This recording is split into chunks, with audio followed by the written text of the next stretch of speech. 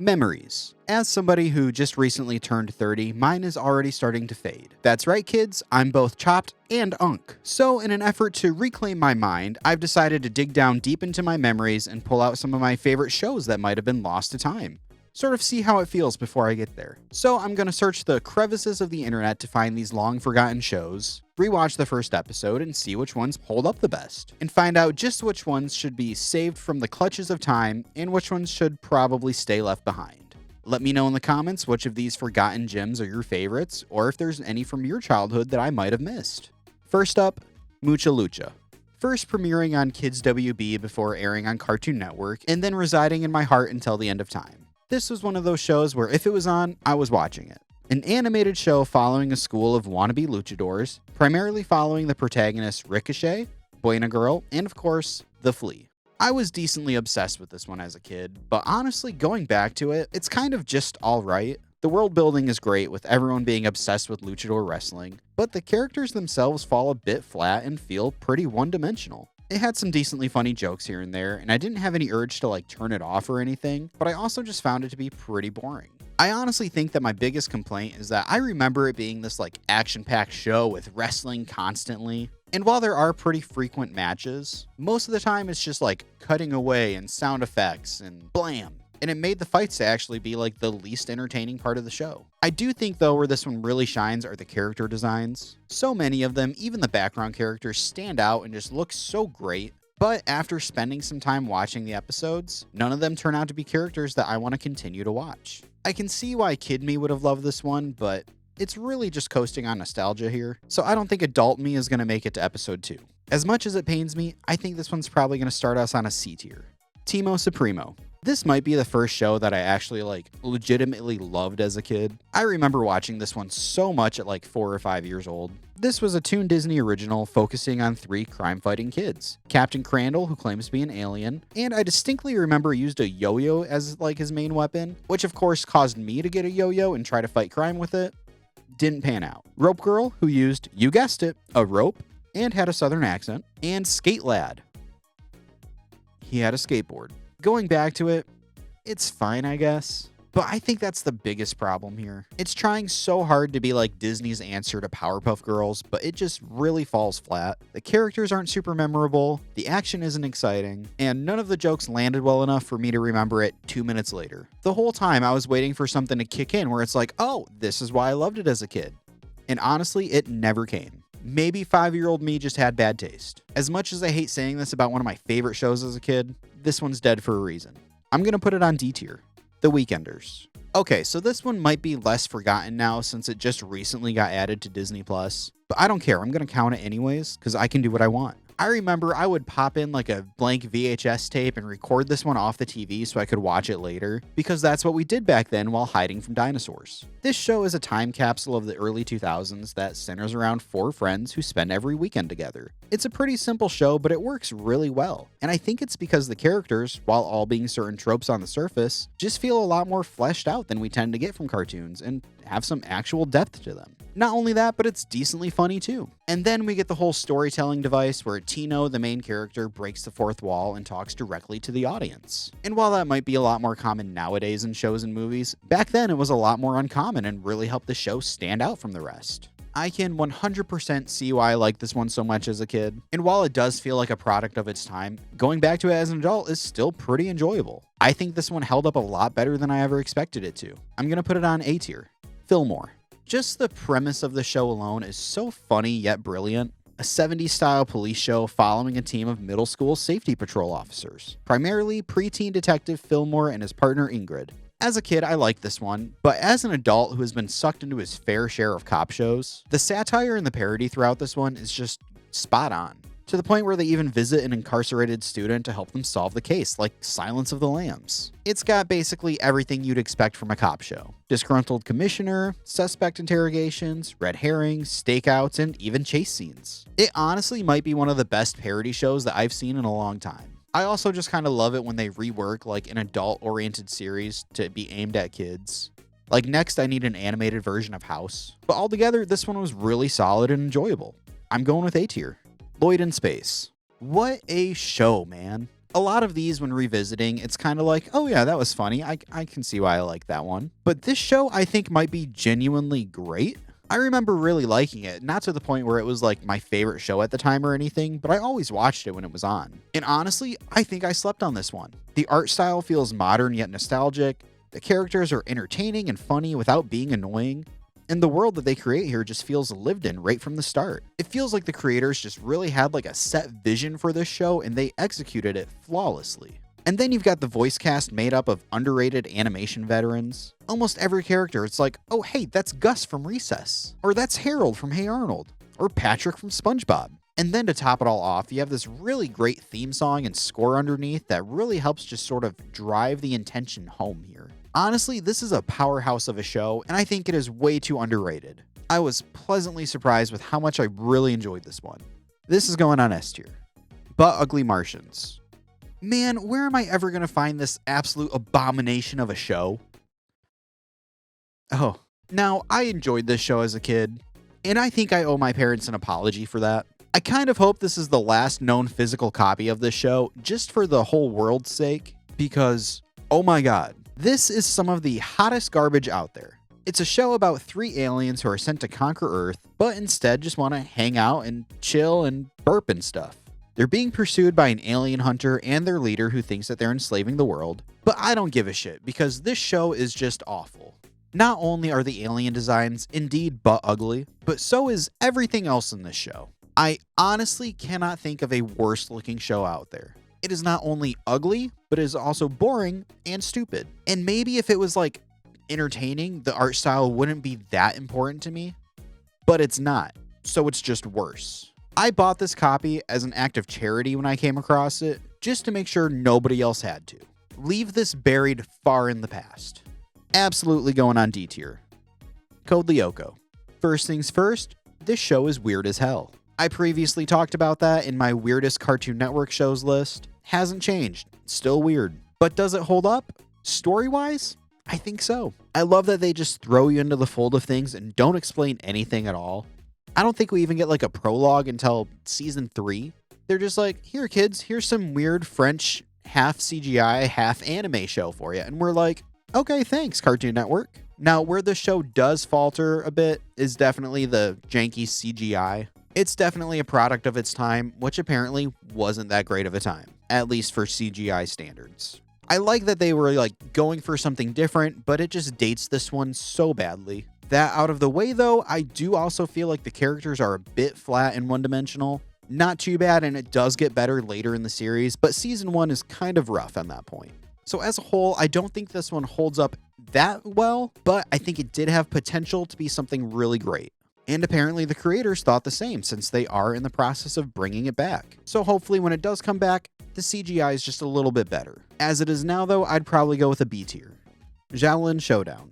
This might actually be the show that I watched the least out of this whole bunch. I watched it a decent amount, but it wasn't one that I ever like seeked out. It would just air on KidsWB after like Pokemon or Batman Beyond. The show follows 4 young monks training to become warriors while trying to collect ancient artifacts before the villains can. More times than not resulting in a Xiaolin Showdown, where one of the heroes and one of the villains would compete in order to win that artifact. A pretty fun watch that not only had like the episodic feel with them finding the different trinkets, but then also had a nice overarching storyline where villains and good guys would constantly switch sides, which always kept it exciting. And I haven't seen it, but apparently they did actually bring this back a few years ago in a sequel series called Xiaolin Chronicles. I haven't seen it, but if you have, let me know if it's any good. As for this original run, I definitely enjoyed it for what it was. A comedic and exciting, entertaining show with lots of fun, quirky characters. I'd say a pretty solid B tier. Fighting Foodons.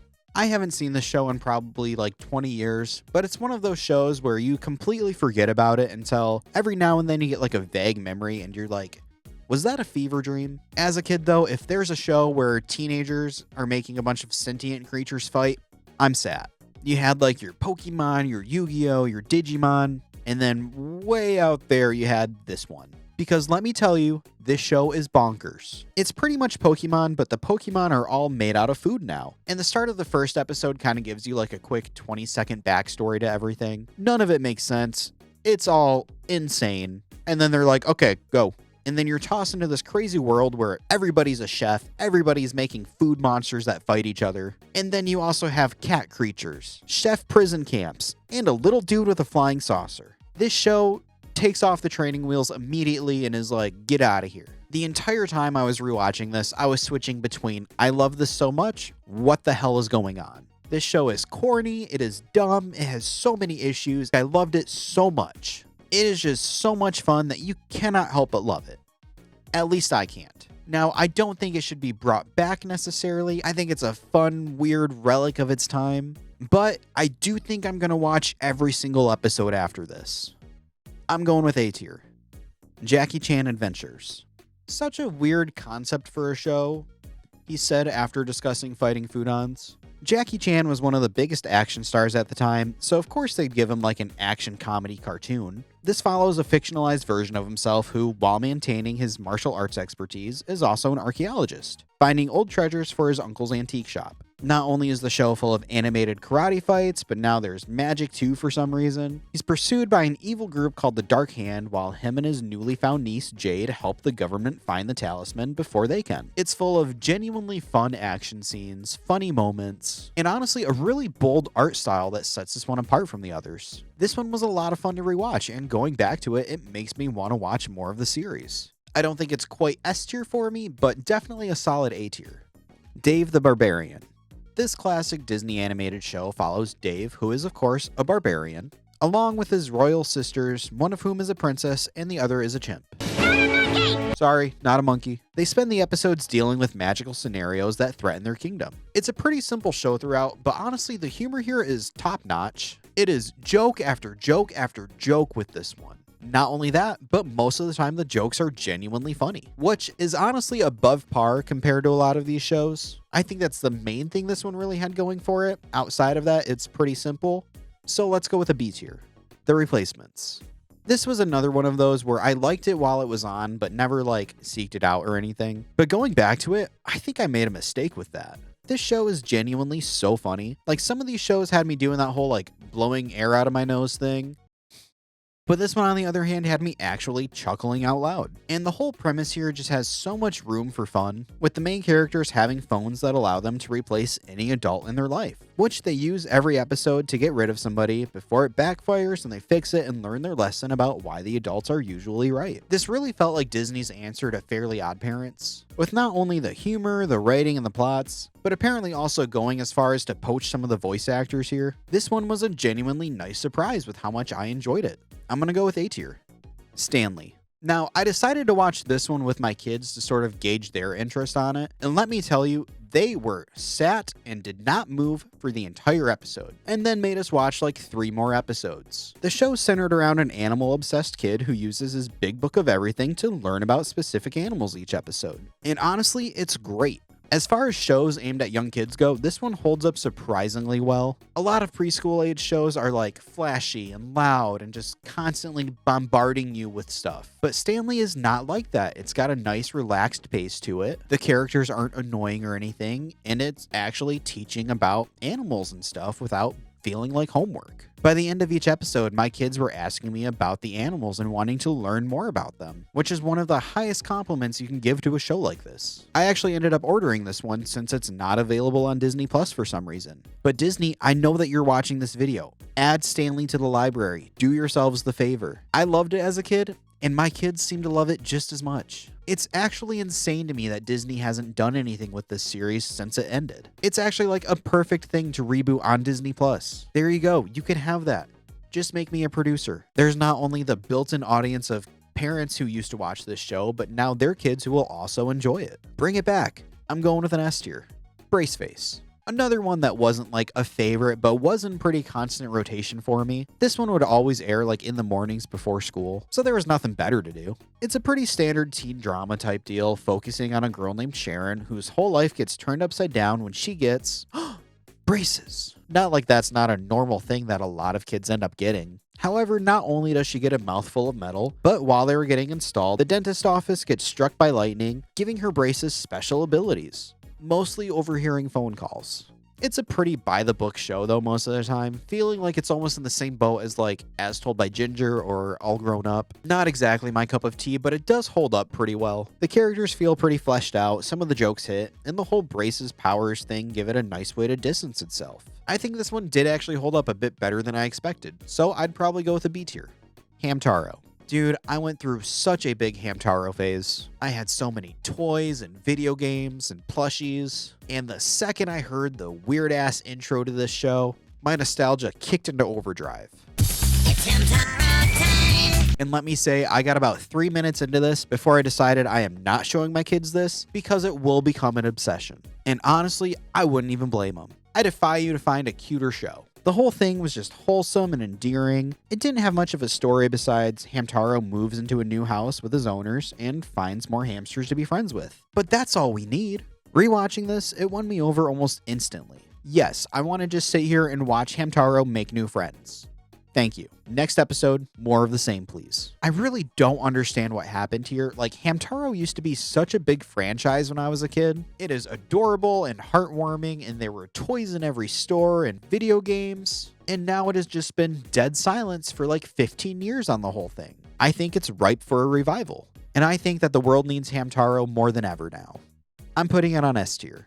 Rescue Heroes. Dude, I loved the Rescue Heroes. There was probably a solid 2 years of my childhood where it was this or Pokemon. So sorry to my parents. Not only did I have the movies here, but I had like the toys and the books and the computer games. I was hooked. Now, in case you haven't been lucky enough to experience Rescue Heroes, it's Paw Patrol with people. Pretty wild. The heroes were a group of firefighters, paramedics, police officers, and more that would go around and rescue people using their separate skills and specialized vehicles, all from a watchtower where they'd get alerted when somebody was in trouble. How did they not sue Paw Patrol? It's the same thing, less tails. Now, the whole thing is cheesy and educational with a big focus on safety and teamwork, even having the classic post-episode educational talk directly to the audience. Did I find this entertaining going back to it? No, not really. Felt like an after-school special. I'm an adult, which means safety does not matter to me. But I can really see the good in this, especially for young kids. And if child me was any indication, they apparently find it pretty entertaining too. As an adult though, not the case. I think this goes on a C tier. The Buzz on Maggie. This one was on pretty heavy rotation as a kid. It's an animated Disney Channel show following the lives of a fly named Maggie and her friends and family. It's almost like your average teenager-based sitcom, except of course for the fact that everybody is a bug. But going back to it, it's actually kind of crazy that this one doesn't have more of a fan base. And it's even crazier that this one still has not been brought to Disney+. It's decently funny, the characters are enjoyable, and the insect world gives it a nice, unique world to build on. I enjoyed this one a lot as a kid, and I can see why. Solid show. Let's go with a B tier. And last up, Super Robot Monkey Team Hyperforce Go. Just try to come up with a better name. That's a trick, because you can't. The show follows Chiro, who discovers a giant robot and awakens the robot monkeys inside, who help him defeat evil that threatens their world. And man, what a fucking show. The concept, the artwork, the character designs, the action scenes, all just top-notch and so entertaining. Just such a cool and uniquely inspired show with huge anime and Sentai influences all throughout. It's honestly crazy that this was a Disney show. I think it had a better art style and better fight scenes than anything else Disney Channel has ever put out. This should have gone on to be a huge IP with sequels and full-length movies and video games. This show just deserved more than it ever got. This is more than deserving of an S tier. And there you have it, my list of forgotten shows of my childhood and which ones I think hold up the best. And I gotta say, I am decently surprised with how well most of these shows hold up. Sure, there's a few here and there that probably deserve to be left behind, not saying any names, but a lot of these really did stand the test of time really well. Apparently, either young me had really great taste, or 30-year-old me just still has bad taste. Either way, this was a really fun excuse to get to watch some shows that I haven't thought about in years. Do you agree with my rankings? Are there any shows from your childhood that you hope aren't lost to time? Let me know in the comments. I'm gonna get out of here now before I get shipped off to a retirement home, but if you like the video, make sure to like and subscribe. Maybe it'll give me some sort of clout there above the other senior citizens. Thanks for watching.